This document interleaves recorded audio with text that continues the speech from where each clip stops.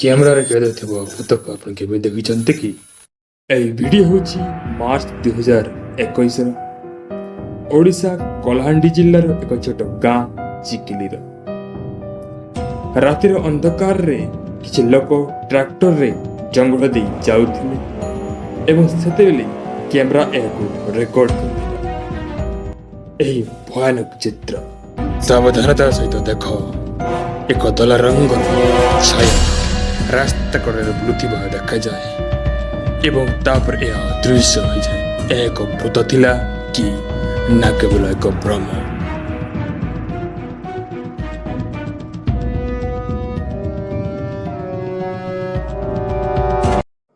ଏହି ଭିଡ଼ିଓ ସମଗ୍ର ଓଡ଼ିଶାରେ ହଲଚଲ ସୃଷ୍ଟି କରିଥିଲା ଏବଂ ଓଡ଼ିଶା ଟିଭି ଅଫିସିଆଲି ଭାବରେ ଏହାକୁ ରିପୋର୍ଟ କରିଥିଲା ଏବଂ ସ୍ଥାନୀୟ ଲୋକଙ୍କ ଅନୁଯାୟୀ ସେହି ରାସ୍ତାକୁ ସାବିତ ବିବେଚନା କରାଗଲା।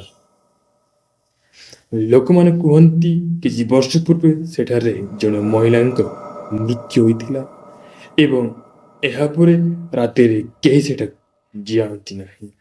ଏବେ ପ୍ରଶ୍ନ ହେଉଛି, ଏହା ପ୍ରକୃତିରେ ଏକ ଆତ୍ମା ଥିଲା କି ଅଥବା ଏକ ପ୍ରେଙ୍କ? ନା ଲାଇଟ୍ ଏବଂ ସେଡର ଖେଳ?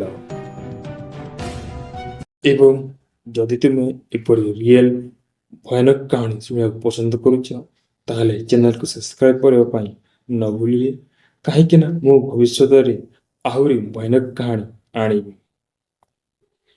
Thank you for watching.